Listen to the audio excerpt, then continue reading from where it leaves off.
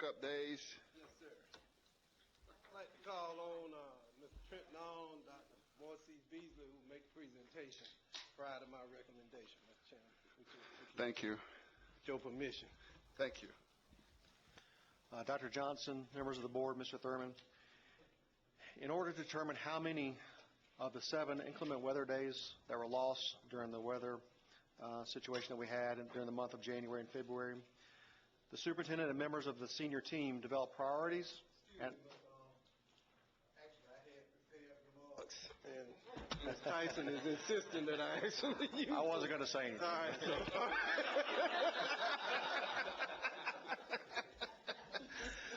Okay. Mr. Superintendent. Okay, thank you, Mr. Chair. Mr. Chairman, members of the board. During the weeks of January 27, 2014 and February 10, 2014, a total of 7 school days was lost due to inclement weather. On February 20th, the Georgia State Board of Education approved a resolution that allows local school districts flexibility to determine if school days missed due to inclement weather during this time period will be made up by local school districts. To address the loss of instructional time, and that's important I emphasize, to address the loss of instructional time and provide remedial support for students, it is proposed to change the 2013-14 school year calendar by adding 3 instructional days to the end of the existing school year calendar. Mr. Trenton Arnold will now present the details of the plan for the makeup days, including administration priorities and calendar modifications to achieve those priorities. Afterwards, Dr. Morris Beasley will present the instructional opportunity and the impact that will be provided by our calendar modifications. Before Mr. Arnold takes the microphone, I would like to reiterate one point. The calendar modifications does not impact senior graduation ceremonies. There have been several, not several, there were 3 or 4 that I received. I'm sure you all may have received others.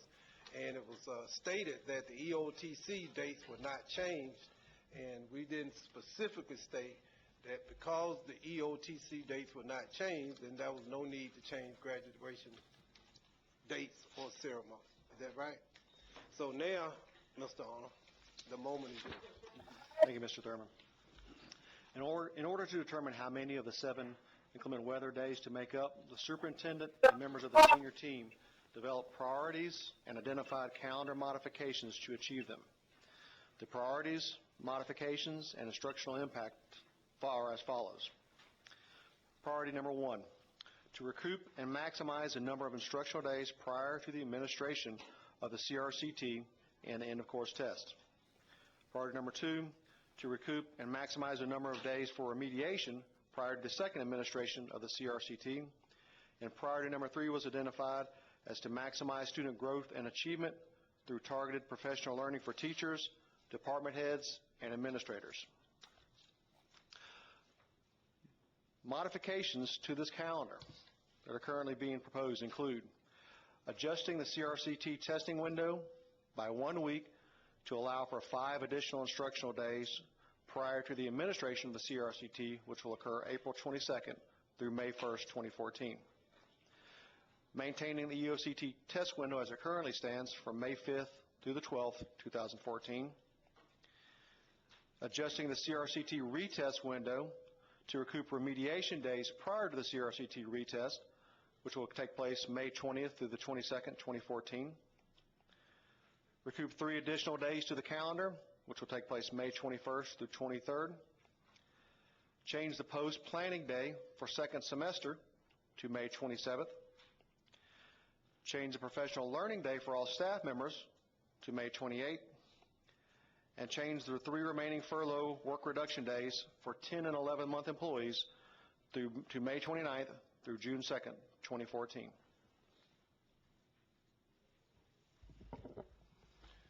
Thank you, Mr. Arnold. The instructional impact will be as follows.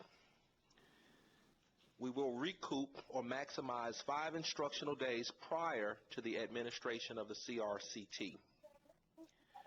We will utilize the 12 instructional days after the first CRCT administration for remediation, which includes 4 instructional days of targeted remediation upon receipt of test results from all elementary and middle schools before the CRCT retest on May 20th, 21st, and 22nd.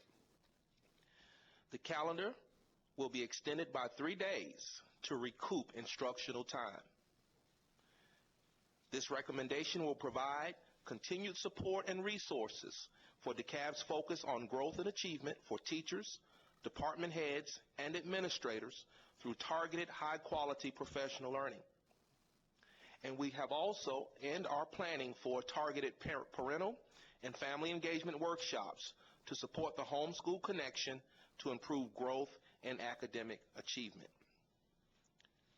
In light of the instructional impact, it is requested that the Board of Education approve the revised 2013-2014 school year calendar. Dr. Visa, could you provide a little bit more detail in terms of professional learning, particularly for our teachers, in terms of how we're going to provide that enhanced professional learning over the next several weeks? Yes, sir.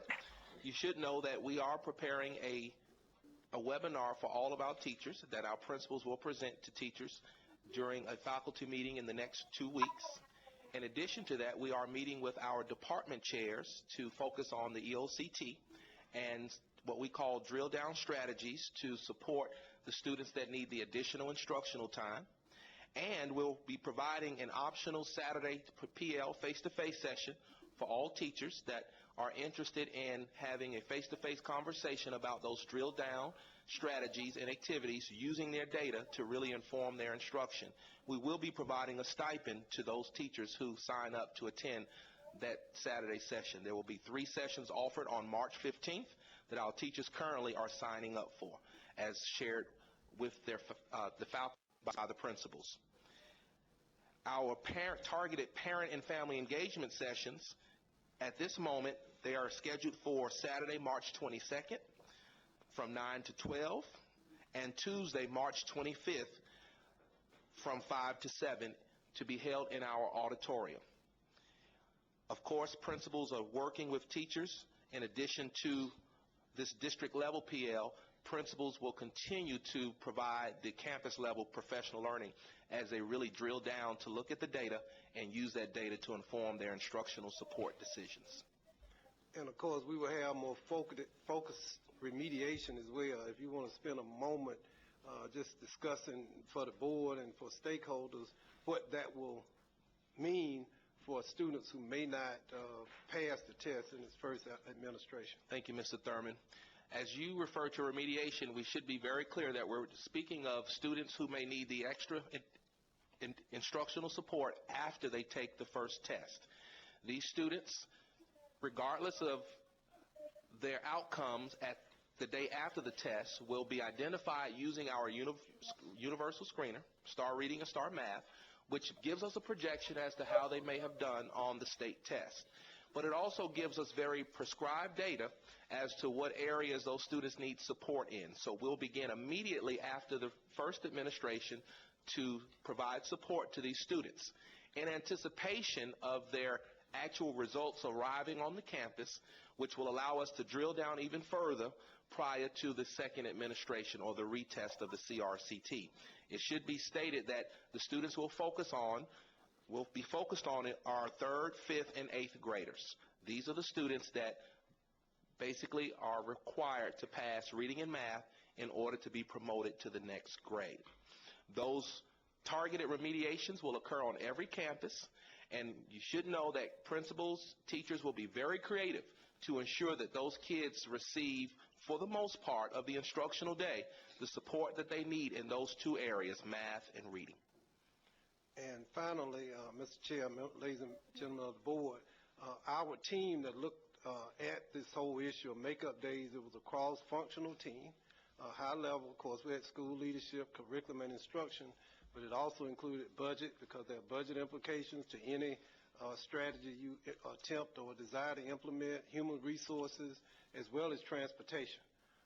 and others who were at the table. We spent more than almost 3 weeks working on this, long hours. Of course, me being a neophyte, I was really surprised, I guess is the best word, at how complicated this is. It's not just a process of adding days back on the calendar. It just does not work that way. Last thing, and what Dr. Beasley and Mr. Arnold both emphasized, is that we were not trying to replace, per se, calendar days. We were trying to replace instructional time. And once you really focus on instructional time as opposed to calendar days, then it's a totally different analysis. Others have looked at calendar days. That's really not what we're looking at. We're looking at instructional time that will lead to more kids passing the CRCT and the EOCT, as well as through remediation and getting growth. That was our priority. Not so much calendar days as it was enhancing and emphasizing instructional time, which is a totally different analysis. So with that, unless Mr. Arnold, you have anything else? That's the presentation, Mr. Chair, because we recommend that the board, after questions, of course, will accept the recommendation from the administration. Discussion time. Mr. Mayfield? Okay. Thank you, Mr. Chairman. And these questions, I'm sorry? Go ahead. These questions actually follow, I guess, obviously some emails, but I had an opportunity at this Saturday, which the first Saturday of every month is Commissioner Stan Watson has a community meeting in South DeKalb, and so a couple of instructors and staff people from the schools were concerned about the quality of the 3 days that come at the end of the calendar year, and just essentially wanted to understand the efficacy of it. Obviously, I wasn't involved in the process, so I thought it would be helpful for the public to understand perhaps the options that were considered and the trade-offs that you considered that led you to the decisions that you made. We'll talk about the 3 days. This will not be the same 3 days of school that we may have experienced in the past, because we took steps to make it more valuable, particularly for the students who may not have passed the test. And I'm going to talk about logistics first, and then I'm going to turn it over to Dr. Beasley for instructional analysis of that question. But one thing that's important to remember that there's often lost on discussions as it relates to calendars and testing assessment is state level and vendor requirements associated with scoring. And because we moved the CRCT, the main administration, back 1 week, there is a contract that the state has with the vendor that allows that vendor to have 5 days to score student answer documents after receiving the shipment, which is usually next day freight, to have 5 days to score before they start to publicize or provide, I should say, student score reports to the elementary and middle schools. So in order to allow for that continuation of that targeted remediation that Dr. Beasley is going to talk about, you have to not only when you move the main administration of the CRCT back, you also, as a result, because of the vendor scoring requirements, have to move the retest of the CRCT back as well. So those days that are encapsulated in that, those last 3 additional days that you're talking about, do address partially the testing window for that CRCT makeup. So that's a logistical piece from an instructional standpoint. Dr. Beasley may be able to. Before you do that, just to interject to make sure that we're clear on the questions that were posed to me. They were actually looking broader than the CRCT. They were looking at high school, instructional time, et cetera. So that's why I wanted to understand the options. Okay. Absolutely. Yes, sir. Thank you, Trenton. As you know, in a normal school year, the last few days of school are always a challenge. However, this year, we feel confident that our last few days of school will really have a strong instructional focus for one reason. This board has approved the purchase of our universal screener, which allows us to have a very prescriptive plan for every student. So for most students will pass the CRCT the first time, we still have what we call an instructional plan for those students that should be used to provide instruction until the very last hour of the very last day.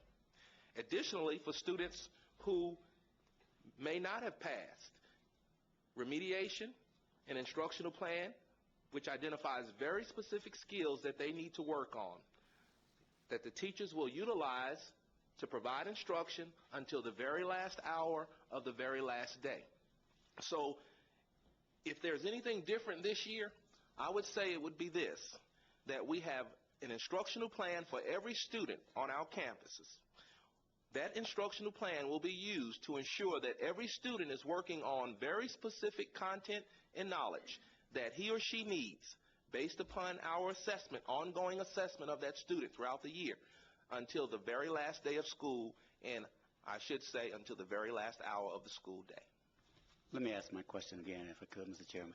Could you describe the various options that you considered and compare the relative value of the decision that you finally made to those options? As Mr. Thurman shared, we did determine our priorities. We wanted to maximize the instructional time before the administration of any standardized test, and we wanted to maximize the instructional time prior to the second administration or the remediation time. Therefore, we considered options. One option was to leave the calendar as is. Another option may have been to extend the school day for so many days, so many weeks until the end of the school year. As we looked at all the various options, in light of our priorities, we landed upon the option that we've recommended to you. It gives us the instructional time or recoups instructional time prior to the first administration, and it also maximizes the instructional time prior to the second administration or the retest of the CRCT. Being mindful that we had to navigate senior issues, scores coming back for seniors to not hinder any graduation, etc. So we really believe we've given you the best option that is aligned with the priorities as communicated.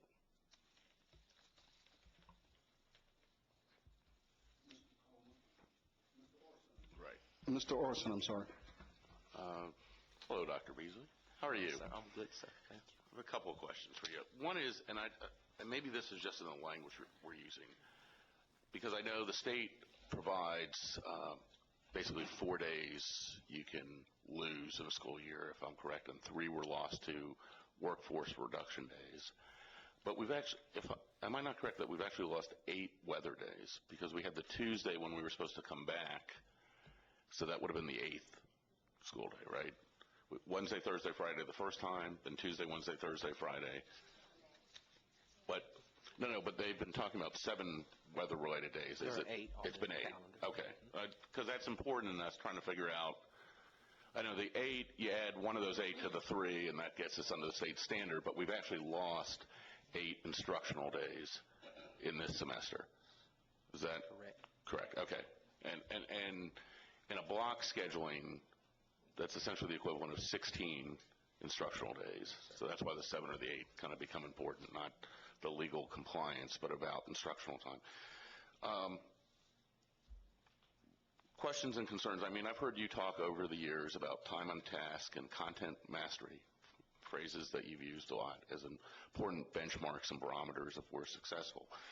And I see this plan particularly in terms of how it is geared towards CRCT, in essence, with relationship to the CRCT, which should not be our only measure, but I understand the importance of the state, getting 5 more instructional days ahead of the administration of the CRCT. Doesn't really replace the totality of the instructional time, but at least in terms of the CRCT. But I am concerned that we've provided no additional instructional time, to the superintendent's point, not days, time, for basically our high schools and some of our middle schoolers who are in Carnegie unit classes, either EOCTs or AP classes. And the point you have always made again about content mastery, those are content mastery exams. You have to know the content. If you don't cover the content, you're at a great disadvantage. And having lost so much instructional time, this plan does not appear, in my mind, to address compensating for that instructional time, and particularly putting at risk our high schoolers and, again, some of our middle schoolers who are in Carnegie unit classes. And so, and this, I think, goes to Mr. Mayfield's question about the evaluation of other options. I don't have an understanding from here, from what I see in this, I heard about the drill down and going about strategies, but there's just a lot of at the end of the day, you got to be able to get through the content in order to have a fighting chance to be successful on the exam, asking you if you've mastered the content. And I don't see it in here. And I've got a couple other questions, but I'd like to hear from you all about how that gets addressed in here, because it's not obvious to me. Well, thank you for the question, and I'll address what the focus and the work has to be between now and in those standardized assessments. The teachers, and as we work, again, I'm meeting with department chairs, in particular high school department chairs, on tomorrow to discuss the instructional focus. In particular, how do they use the current data to capture, to the extent possible, any instructional time in the current structure? You mentioned block scheduling. Anyone who's worked on the block schedule knows that in 90 minutes, depending on how loose or tight one's implementation of block schedule is, there is an opportunity there to capture some time to drill down on instruction. So we'll be working with the principals and the department chairs to see where there are opportunities to capture that instructional time, if you will, to tighten up the block schedule, the instructional period, to really drill down on the content.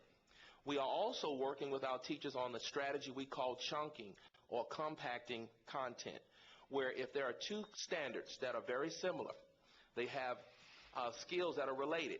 Instead of teaching one standard on one day and another standard on another day, you plan to teach those standards on the same day, thereby capturing some time in order to teach more content or more difficult content, if you will. So we'll be working on basically using that strategy, that instructional strategy, to ensure that we teach the content. I should state that we built in the curriculum days wherein teachers could review, provide an opportunity for students to really reflect upon what they've learned. So while the test is, in EOCT in particular, is May 5th, we built into our curriculum days where teachers could basically cover or teach the content well prior to the administration of the test. We also will have in-school tutorials. You may have heard the term lunch and learn. Many principals are doing that. Saturday school will also provide additional instructional time. After-school tutorials, before-school tutorials. More targeted this year because we have very specific data. We know who the students are that need the instructional support. We're also using the data reports. For example, you mentioned benchmarks. Very important piece of information that allows every teacher who has to administer the EOCT to see which students and which standards those students need support in.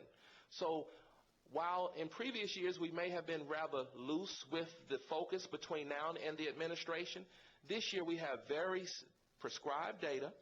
We have benchmark data, and all of our high schools have been required to administer those benchmarks, which yield very useful data to identify standards that students must work on, so teachers can really drill down and focus in not only just the standard, but on which students need which standards.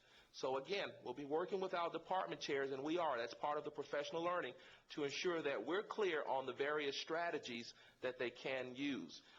We also have, Stacy may have left the room, but we also have Stacy working on an online resource. I'm sorry, there she is.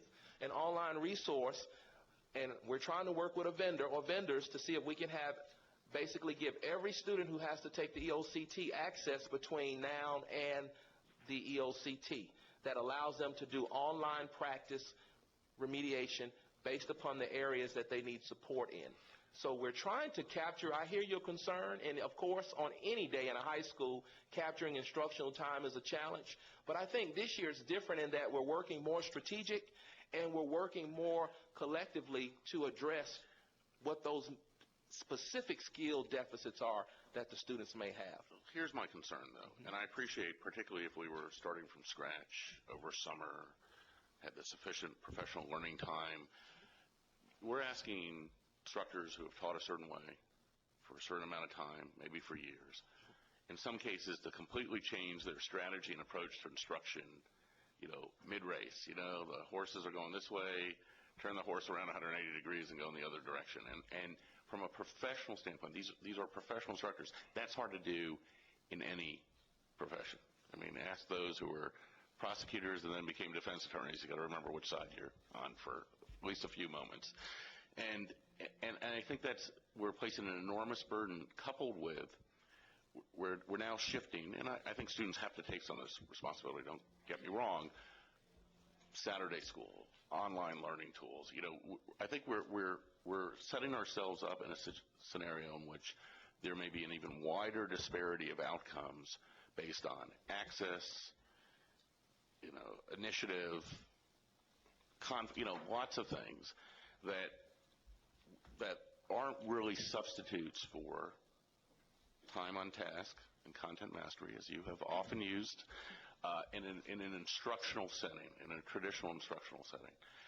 And so one of the things, and maybe the superintendent or somebody else can help us understand, because I know that some systems, for example, Marietta has added an hour a day to their day. Decatur has added 30 minutes a day. And I know in some instances, like if you add minutes and you're trying to divide them up over every class in a day, I think you just add minutes that you're waiting for the bell to ring, quite frankly. You add 3 or 4 minutes, you're not doing anything more than packing your bag for an extra 3 or 4 minutes. Some systems have had the luxury of being able to recapture days. Gwinnett recaptured President's Day because they published their calendar with their snow days in advance, so there's not a financial implication for doing it. I believe Fulton and APS have recaptured teacher work days, so they have full instructional days, but we don't have that in there. What I'm hearing, aside from the CRCT, don't give me sufficient comfort, at least from the comments I've heard from parents, teachers, and even students who have said, for example, man, I don't really want to go for a longer day, but I'm also really worried about whether I'm going to get through my AP material before the AP exam. Because some of the screener items will work in some areas, but they're not as good in sort of the content-rich areas because it requires instruction in order to be proficient. Math, the screener probably works better to see if you have the skill set. Things that are more fact-based, you have to have gone through the instruction in order to actually have whatever sort of assessment to be really instructive in that. And so, from one of the things, and I know we've got financial challenges, did we look at what the cost would be? For example, of adding an hour a day or a period a day, that could be rotated amongst various classes because the buildings are already occupied. We're already in there. Our buses are already running. We spread the bus routes out. We're still on the same timetable, a longer day. I know it makes for a longer day. None of these, we're in extraordinary circumstances that grant that up front. But in the pit of my stomach, I am worried that many of our students are not going to be sufficiently prepared for tests that will have high stakes because we haven't made a sufficient effort to recapture instructional time in advance of those examinations. Mr. Chairman. Mr. Superintendent, followed by John and Dr. Carter. Well, to the point. The truth of the matter is this was a unique weather event, once in a century. But according to SACS and most other observers and even people on this board, we have been failing academically for more than a decade. So the concern you have is not just of this year, I don't think. Right. It's not as a result of the weather. This is a concern that has existed for a decade. And so what we are doing, and back to the point, I'm not so much interested in days and whether you support standardized testing, high-stake testing, or whatever. The fact is districts are evaluated by their success or failure on those tests, whether we agree with it or not. Two things. Not whether you're on probation, not whether you got a balanced budget. It's your graduation rates and your test scores. And so we approached it from what can we do, and this was the question I had, differently that will net a positive outcome with growth and achievement in DeKalb County. My question was not how we add back 6 days, because I don't think that gets you anywhere but where you were. The question is, what, if anything, can be done in the time that we have that can help our students achieve at a higher level, which is, I think, is the critical question. Now, whether or not we succeed or not will be determined in a few weeks by whether or not we improve or remain or fall. If we continue to approach this as we've approached it by this district for the last decade, you're going to get the same outcome. There is no other solution. You have to. And then we can come back and talk and articulate and pontificate about what we ought to do and what can be done. This is a plan, and we've not talked a lot about our growth and achievement model, but this is what, and I know Mr. Mayfield asked, what's going on with the bridge? We will know. We will all know what's going on with it when we look at our graduation rates and our growth and achievement models. What Dr. Beasley and Mr. Arnold explained to him, we looked ad nauseum at every option. Adding minutes, adding days, bus routes, how many non-salaried people would have to generate. We had to pay them overtime. This went on and on and on and on. I know, and see, so many moving parts. So one of the things, and it was my decision, I said, look, this is a once-in-a-century event. There is no school calendar that contemplated this. Because you don't contemplate once-in-a-century events. So then the question becomes, how do we improve outcomes for our students? So that's why I emphasize instructional time. You improve, it's not just time, but the quality of the instruction too. Right? So part of it has to be, we have resources now that we've not had before in this district. It's been a disgrace that we've not had a universal screener. So anything that has occurred up until this point by our teachers, they have been basically throwing things against the wall to see if they'll stick, because they hadn't had the resources to target the instruction of remediation. I'm not sure the public is aware of that. We couldn't see our students individually the way we can see them now. Just couldn't. Now, screeners have been around for a while, haven't they? You all this year bought it for DeKalb for the first time. So, and that's why I said let's hesitate in terms of what happened in the past, because we've not had a meeting at the central office with department heads that anybody on my staff can remember to talk about academic growth and achievement. We've not had a meeting with assistant principals that anyone could remember. Or heck, the superintendent hadn't had a meeting with principals that anyone could remember. Am I being fair? So what I'm suggesting to you, Mr. Orson, is that we're all concerned. I don't know for a fact what the outcome will be. I believe that we have a strategy in place that once the results are in, you will see growth and you will see achievement.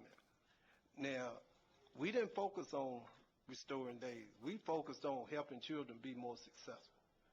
Put this strategy in place. And to be honest with you, I've been watching my emails, and I hadn't received a lot of negative comments from teachers. I just hadn't. I was at Tucker, and there were about 50 teachers at the special needs fair on Saturday, and all I received was praise from the decision that had been made. Now, it's not scientific, right? Just like you hear one thing, I hear something else, right? And I should have maybe been at Commissioner Watson's meeting. I would have heard something different. But this is what I heard at the meeting 19. So I'm convinced that this strategy, but what I had to do, what I told my folks, you got to erase your mind from the way you used to do it. See, our first thought is, this is what the other districts are doing. This is how we've done it in the past to make up a day. No, let's step back. And let's look at it. Let's solve a different problem. Not making up days. Let's solve the problem of helping our children achieve and succeed. And that's, Mr. Campbell, a totally different analysis.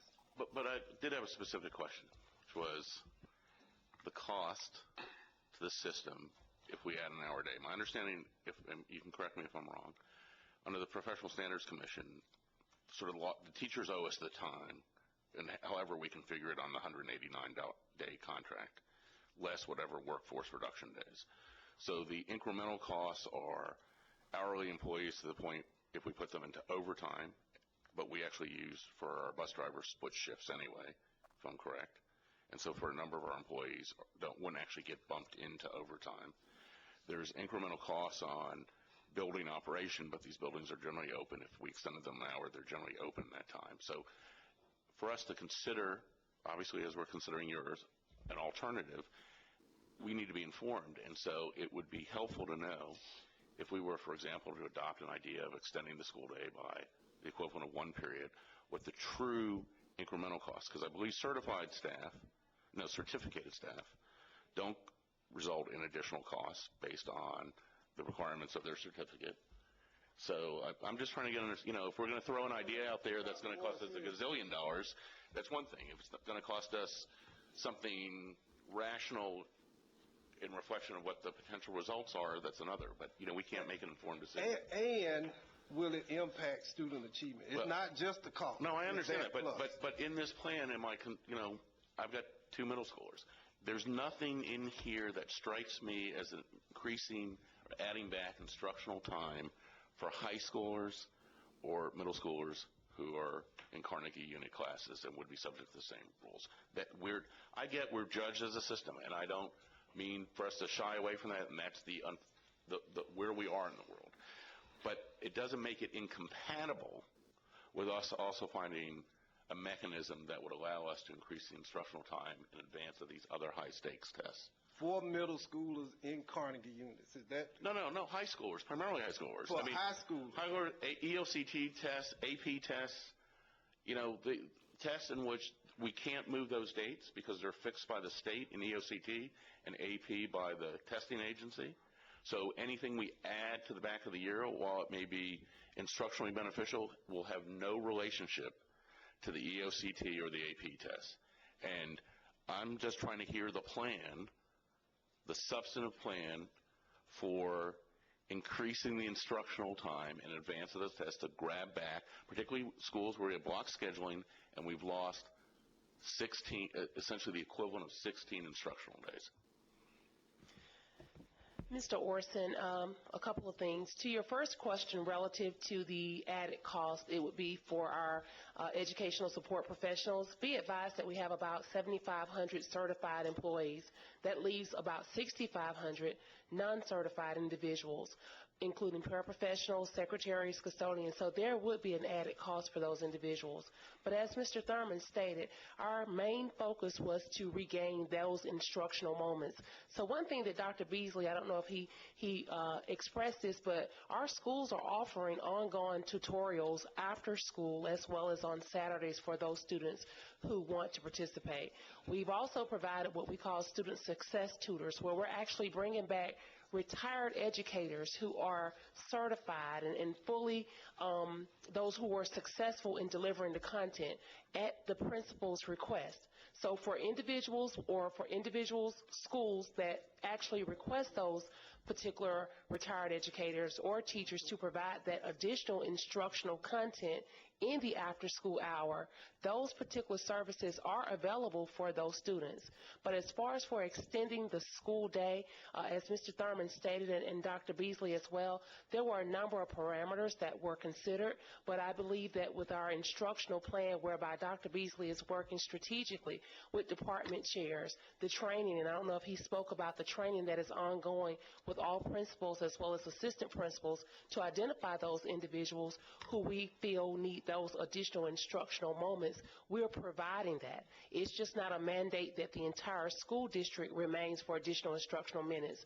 Please note that I've also been in touch with individuals in Marietta City as well as Gwinnett to pretty much ask them how they are going to handle the added instructional focus or the added instructional time for non-classified, or shall I say non-exempt employees. And as I stated, essentially collaborating with what they're going to have to undergo in order to get that done is quite cumbersome. But essentially our instructional plan when advising the superintendent was to pretty much look at what our focus was, and that was to increase as much instructional time as possible at B through moving back the administration of the CRCT or providing the training to the department chairs, the principals, the teachers prior to the administration of the end of course test as well as the CRCT. Okay.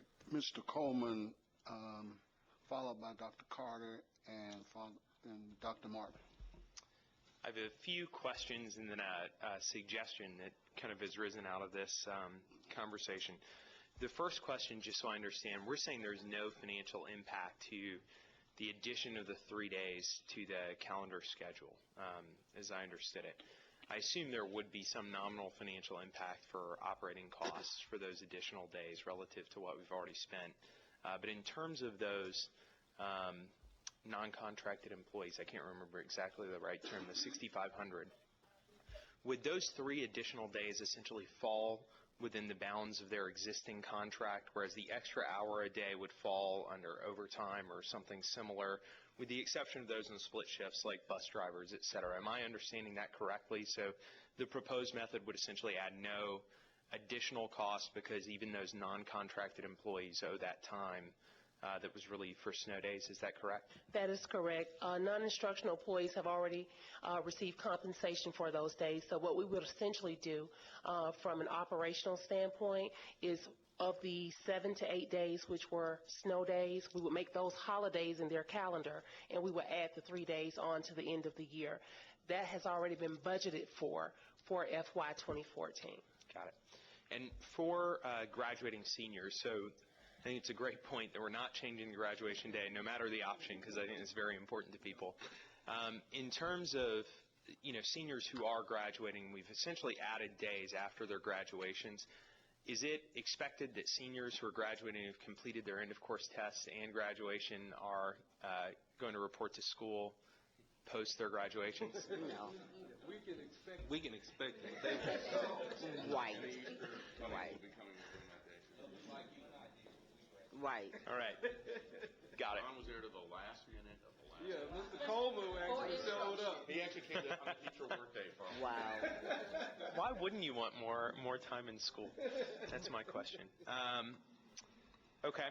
And then in terms of, just so I understand the mechanics, and I do have a comment. In terms of the actual contemplated, so what Marshall Olson is talking about is this adding an hour to a day.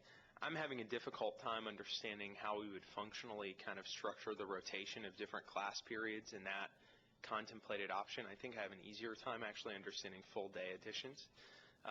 Could someone walk me through, and I'm not sure who the appropriate person would be, if there were an additional hour or period a day, what the rotation would look like relative to calendar day additions, which I think I actually understand better. And the bigger impact may be on transportation too, so Mr. Arnold may want to speak to that. Yeah. Buses come into play. Yes, sir. Well, if you were adding on that 60-minute extra hour a day, typically in those situations, I think most of the other neighboring school districts are doing the same thing. They're just as Mr. Orson said, they're distributing the time across the multiple periods. Okay. So you basically wind up with 5, 6 extra minutes onto the period during the course of the day. With regards to transportation, our bus system is tiered. So if we were to do an hour a day for EOCTs for our high schools, this would also be a requirement for our elementary and our middle schools as well, because they would be extended an hour as well as far as pickup time is concerned, because the buses that serve the elementary schools first go to the high schools next, then go to the middle schools. So this would have a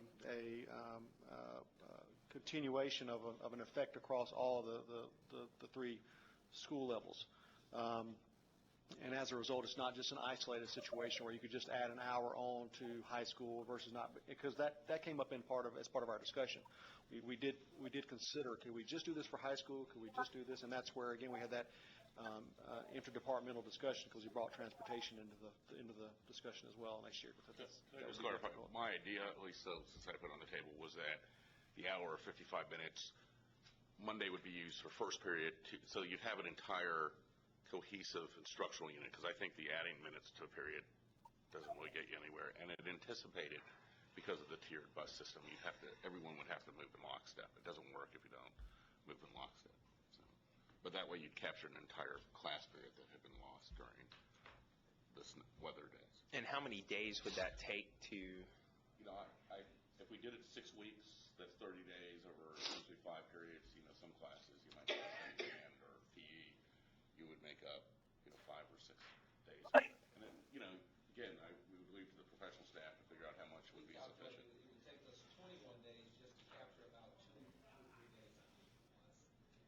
So if we capture more over, and that's just what, I believe it was 2 days a week, 2 days a week over the next 6 or 7 weeks. So Right, you couldn't generate enough days to really make a major impact because you had such a huge number of lost days at such a late date in the school calendar. If this was earlier in the year, it would be easier to do, but because we are now in March with 7 days or 8 days, then it makes the compression with seniors having to graduate, can't move that date, and that's what makes it more. But if you did 30 days, 6 weeks, an hour a day, basically 30 periods of time divided over 4 or 5 core classes, you could recapture 5 or 6 of those days. I mean, and that would be in advance of the EOCTs and obviously that's the hard stop if you're trying to get the content covered. however, as you capture an hour, you move everyone back an hour, which gives you an impact, domino effect at the middle school. Understood. I mean, it's not done in a vacuum. Absolutely not done in a vacuum. Yeah, and then you had the issue with parents picking up kids and their schedules, and you all watching the news like I'm watching the news. That strategy has not been well received. You'd impact athletics are impacted by this as well. It has multiple impacts across various areas, and these were all discussed over the course of many days, and we consider this option. Then I have one final comment. Other than the fact we may actually get to try both of these polar vortex predictions over the next couple weeks. You said that twice, Mr. Coleman. Is there a forecast? I'm glad we have a contingency plan now. Are you serious about another polar vortex? Well, it's getting cold again. Yeah, Really? It's getting cold again, unfortunately. Yeah. I quit. Y'all got Yeah, it's already going on in the northeast. Not another one. No. We're all hoping there's not another one. Just a comment. This is unrelated to the calendar addition days. Just as we've discussed here, and I know this is part of the strategic planning process, I know that we're now turning to be much more focused on educational outcomes. I mean, we've had to focus on some foundational issues with the budget, with operations, et cetera. Now we're pivoting to be much more focused on educational outcomes and graduation rates, test scores, et cetera. This will sound anathema to someone who asks for data a lot. I would also want to just make sure that in our approach to focusing on test scores versus other outcomes that we might emphasize. And so one thing I'd love to hear about is, Wow. It is interesting to me to hear the greater detail around some of the focus on test scores and how we're achieving those. And I would love to hear even more about what you're doing, because I think that's a really unique planning process over the next couple of months, because that is something that's evolving and that we'll need to focus on for the following year. The other thing, either in the strategic planning process or apart from that, I'd love to hear how we're judging success apart from graduation rates and test scores for educational outcomes. And I know part of this is career placement that we've been focused on, I think. Part of it's probably college placement. But it would be great, I think, to have a good discussion at some point over the next few months just about judging success apart from graduation rates and test scores, which remain core and important, obviously. But how we're doing that and how we're preparing for that, and where those options or where those outcomes rank amongst the priorities of the system. Dr. Carter, Dr. Morley. I yield to Dr. Morley. I don't know whether I have anything to say after Mr. Coleman. The shift here. Wow, that really was, Mr. Coleman. Are you okay today? Clearly, when we look at education, we have to look at it from the perspective, and Mr. Thurman and Dr. Beasley have all said this, it's equality. And when we have people that we have actually put in place to be able to look at what's in the best interest of DeKalb County, I most certainly could see the nightmare that would be created if you add an extra hour to the day. And not only looking at transportation, but you're looking at the time. There's a traffic thing that takes place too, shifting with everything else that's taking place. So there are many other things. But going back to what Mr. Coleman was saying, teaching to the total child. What does DeKalb County need? Yeah, it might be good for the house next door, the county next door, but we have to start looking at what's best for our children in DeKalb County. And I would like to see us, if we want to get back trust from the community, in what we're doing, when are we going to begin to trust that we have some qualified people here who have looked at this? A superintendent that I said from the onset, was no easy task to be able to figure out what we're going to do here. And that they didn't just come up with one option, but several options to be able to look at, and what's in the best interest of the children, the family, and community of DeKalb. And so if we want trust from everybody else, when are we going to start trusting ourselves and trusting the people that we have in these positions to make these decisions? The other thing is, you can add as many days, as a former educator, you can add as many days, as many hours as you want. There are many other variables that come to play. If a child is not ready to learn, and if his mind is already functioning, shut down at 2, you can add 3, 4. He's not going to be learning beyond that. And so that's being realistic about it. I think that we have pie in the sky, but we have to deal in reality of what's going on. As a former head of an AP program at one of the top 10 magnet schools, there are adjustments that can be made in preparation for those children for AP. And there are things that can be done. And AP will work with those teachers to make sure that those students are prepared for that exam, for those exams. So there are always options, but I think that we have to begin to look at what's been presented to us, the viability of it, how does it fit with meeting the needs of DeKalb County. Yes, okay about Cobb and Gwinnett and all those, but right now I want to focus on what's best for our children, and that we have 2 great people, another person here. We have a whole group of people that came together to make this decision. So it was not made in a silo that we would come to this decision. So I'd like for us to be a little more optimistic and to not just throw the baby out with the bathwater and begin to say, well, this is what happened in the past. The past is in the past. That's the rearview mirror. We should be looking through the windshield and seeing where we're going from here. Dr. Irwin. Yeah, just a quick question to help me get some clarity on something. So we're offering Saturday tutorials and tutorials after school and prior to school.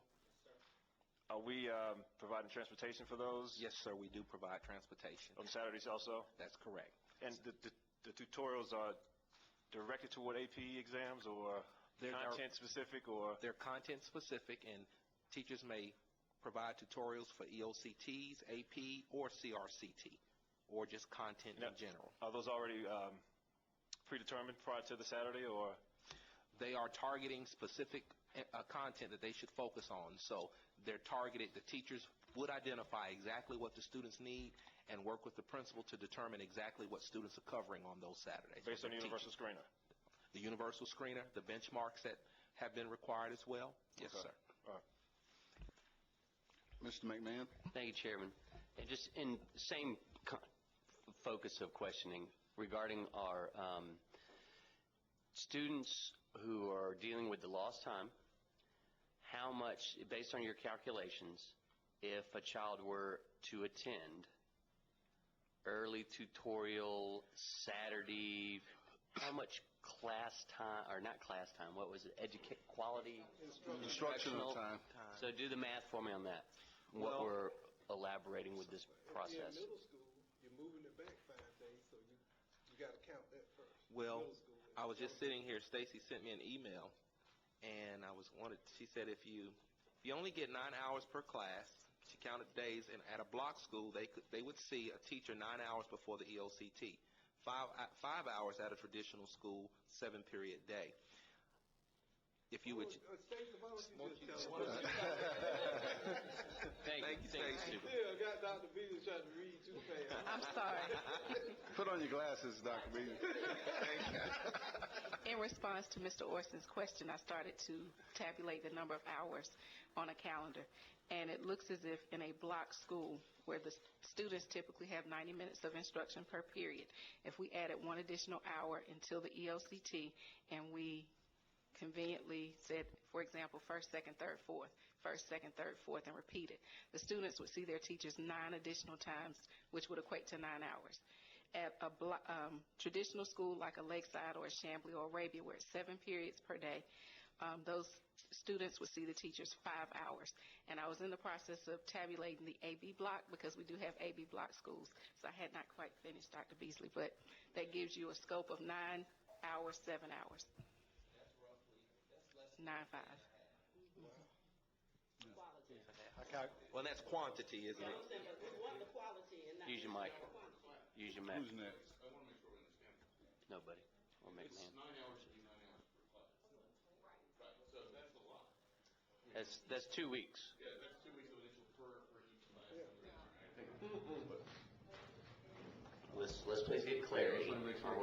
Listen here. At a block school where the students normally receive 90 minutes of instruction per period, if we added 1 hour, they would see the teachers an additional 9 hours. Each teacher, 9 hours.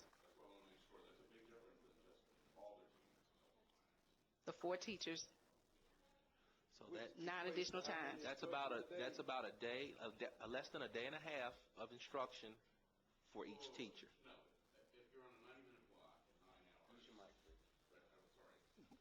Hour and a half, 3, so that would be 6 instructional days per class. You're mixing apples and oranges here. Thad's much better. I can see him running the numbers here. But if you added 9 hours for a block schedule for each class, that's the equivalent of 6 instructional days for each class at an hour and a half class. Well, We've missed 8, so if we made up 6, that's a pretty good recovery. Well, we're making up 3. Yes, you are. Not for the exams and the dates, because those exam dates are fixed. Not by us. If we could move them, that would be So great. if we go back to what John was saying, when do we stop teaching just to the exam and teach to the child and teach what's necessary and teach curriculum and teach to the total child and teach quality and teach so that they will be able to function in life? Because when you give a man a fish for a day, he's going to eat for that day. Teach him to fish for a lifetime, and he'll fish for a lifetime.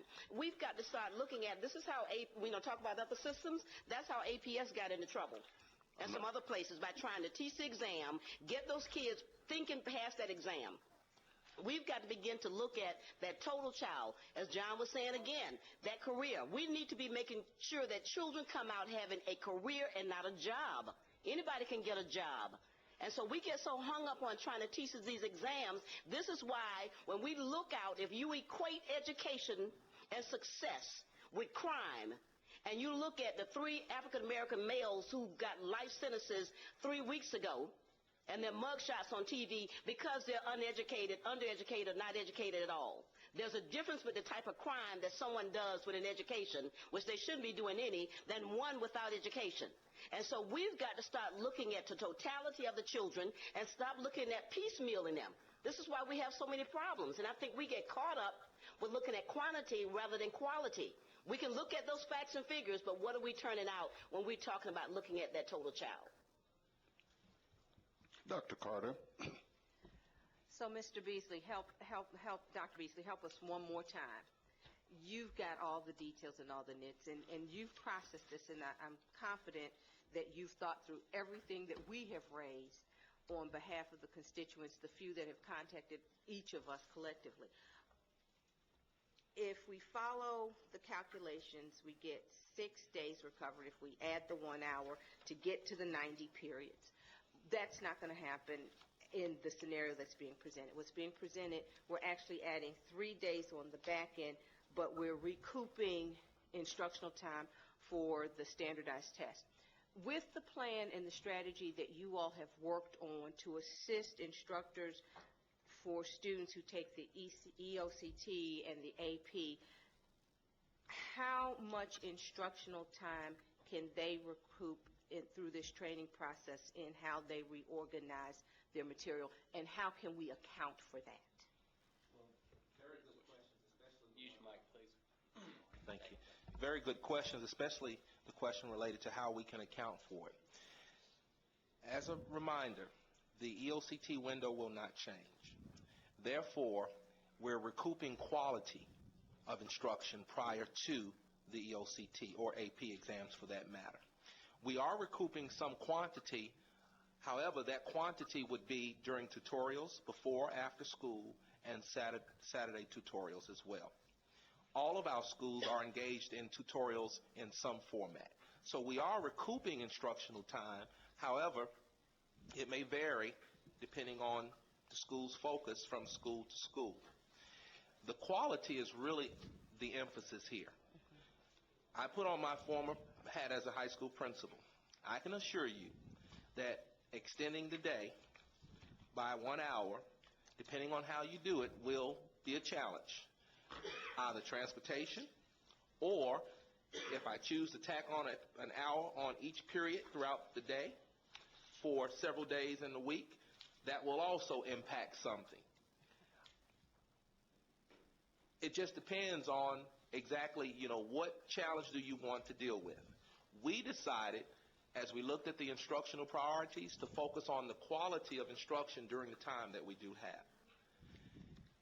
We really believe, and we've looked at the data, we really believe that, and I understand that all of our kids have to take the test, but we really believe that this year we're positioned a lot differently than we have been in previous years. As Mr. Thurman stated, before we were just throwing darts at the wall, hoping that they would land somewhere. Well, this year we've got more prescriptive data that allows us to work a bit more strategic. Therefore, we're working with the principals and department chairs. We've even identified at the high school, middle school, and elementary level very specific students that we need to target to ensure that they maximize their opportunity to meet state expectations. So, you could really take this argument either way, 9 days, tacked it, add time on at the end of the day. You really could make a case for or against it. But even if you add the time on at the end of the day, if you don't improve the quality of instruction, it's just been my experience that it really doesn't have the impact that you would like for it to have. And therefore, we're working with our teachers to really improve the quality of instruction. And I'm always looking for quality. We're going to be measured and evaluated on quality. Parents want meaningful seat time, but they don't want to give up spring break or the summer vacation. Right. So the crowd that we please by not taking spring break will be okay with us tacking it on the end. The people who don't want us to tack it on the end want us to throw it in spring break. So we're never going to win that argument. And so I think that adding time to the day tends to appeal to everybody. But should we as a board determine that we want to follow the recommendation that's coming from the superintendent and you all as a team, I need some more information as a parent. I need you to tell me how you're going to communicate to me that these quality options exist. I need a balanced scorecard. I need something that I can look at that says these are the tangible options that I can participate in with my child to show parental and child engagement for the value and quality of education, because the system is promising me that I don't have to have seat time to have quality time. So the system is promising me these 5 things are available. And I, as a parent, am going to take up 3 of these 5 things to be my participating partner with the system in helping my child have what he or she needs. I think that's very fair. If we're going to say it's a quality argument, then we also, I believe, have to give the guardians and the parents the tools they need to see that while we're only tacking on 3 additional days, we are not depriving their child of having the quality instruction and support they need to not just meet, but to exceed expectations on those standardized tests. So if that's what you're recommending to us, I think we need to ensure that we have tangibles behind it that help parents know every school has this process, has these things available, and we're looking for you as partners with us in the education of our children to participate. So we've all got to put some skin in the game. And families are going to have to put it in, whether they do it at spring break, whether they do it at the end, whether they do it a day. If the system is recommending quality, not quantity, I think we have to help the parents understand how they partner us with quality. And if we can do that, then I can support what you're proposing, because we can all then look at something very specific, something that's measurable, and prayerfully it was once in a century, but the 100-year floods that hit Virginia hit 3 times 3 years.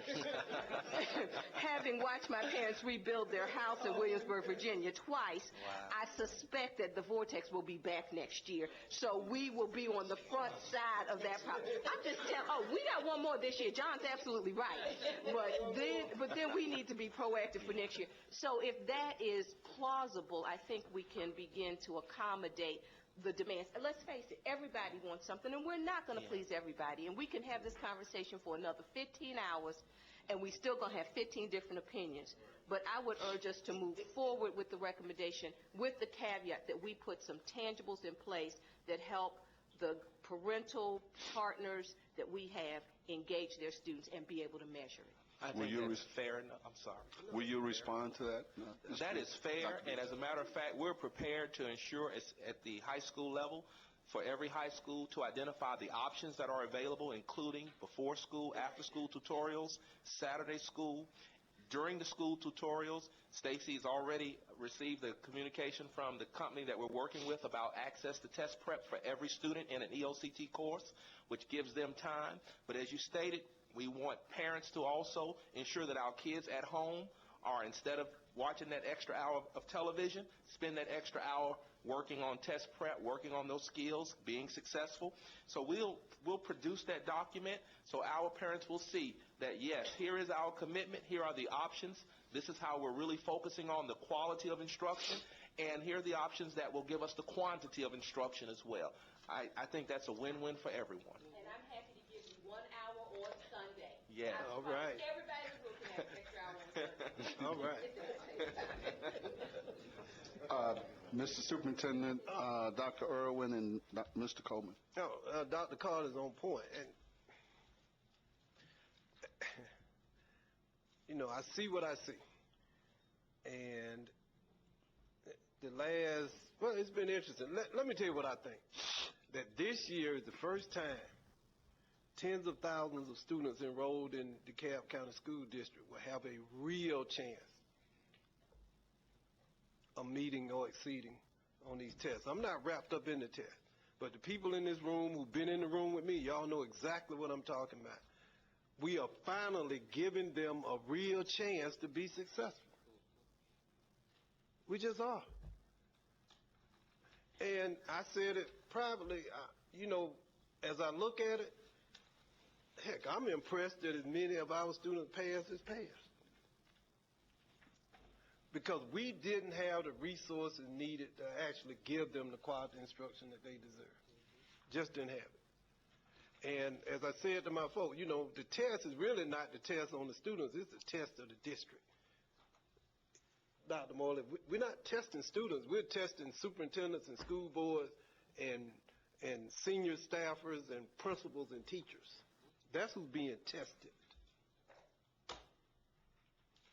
And the test is whether or not we have the vision and the commitment and the dedication or even the IQ to figure out how we can do something more effectively that can change the direction of not just DeKalb, but public education in this state. And ultimately, Dr. Carter, Dr. Morley, the real test will be at the end when we get these results back. And I just think you're going to get a better outcome. It's not about days, it's about outcomes. And I just believe, and we're not going to cheat to get it. Amen. That's right. All right? We're just not going to do it. No. We're not going to cheat to do it because we believe that our children can succeed and grow. And we don't have to cheat to do it. This presents the opportunity to put the rubber on the road. And I'm just convinced by what I've seen. I'm just saying, you had to be in the meeting with the APs and the principals, and tomorrow, Dr. Thompson, who talks to me, you have to be in those meetings to really see what is transpiring in the schools.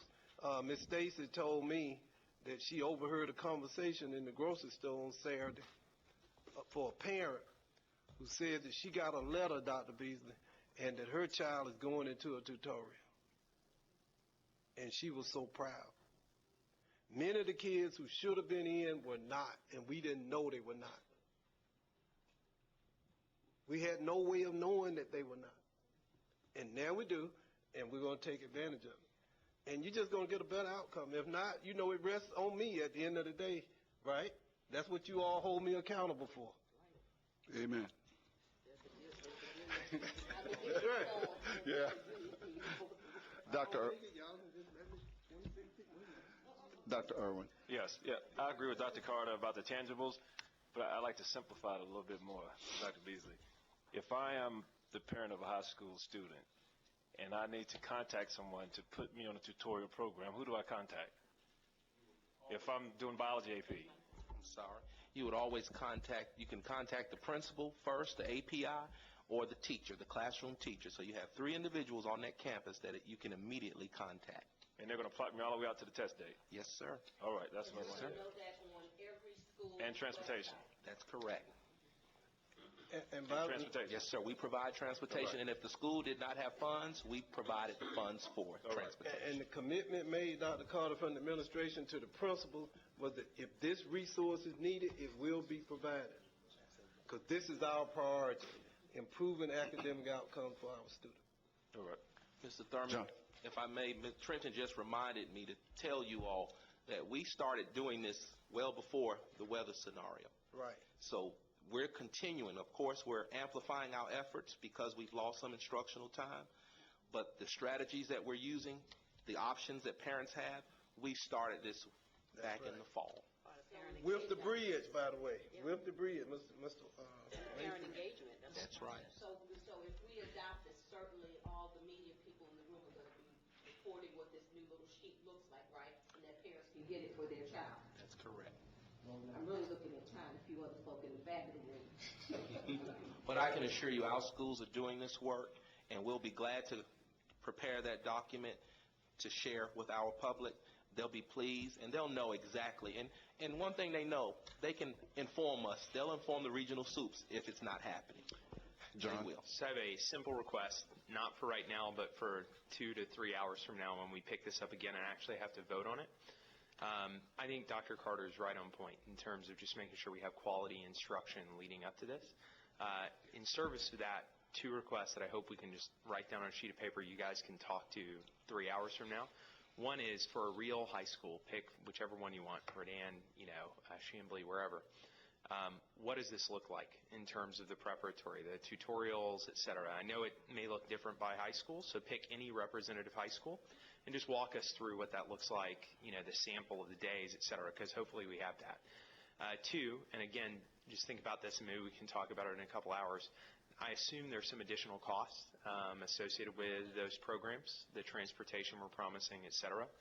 If, as you walk us through the example of that, you could walk us through, at least at a high level, what we expect the additional costs would be and how we build those up, that would be helpful, I think, to making the decision. Mr. McMahon. Thank you, Chairman. Last speaker. And I appreciate the collaborative effort here in working through difficult times. And we're setting a precedent for future. I would hope, and this is an administrative function that I'm about to address, I would hope in dealing with our 14,000 employees, there would be some understanding of existing potential conflicts with end of the year added on days. Or even the Saturday the 15th in just a couple of weeks, to where we could have the flexibility and understanding in working with our employees and make sure that we appreciate them. If there's a conflict, we understand, we'll get through it. You take care of you, we'll take care of us, we'll get there together. And just that, I've heard a lot of concern where there are existing conflicts. And I just said, hey, that's administrative function, not a board.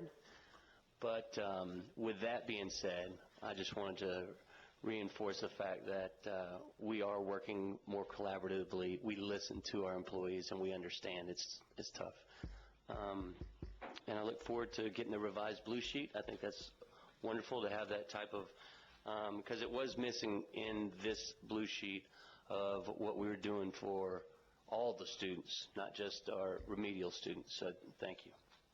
So with that in mind, did I hear the board correctly by saying we will make this an action item this evening?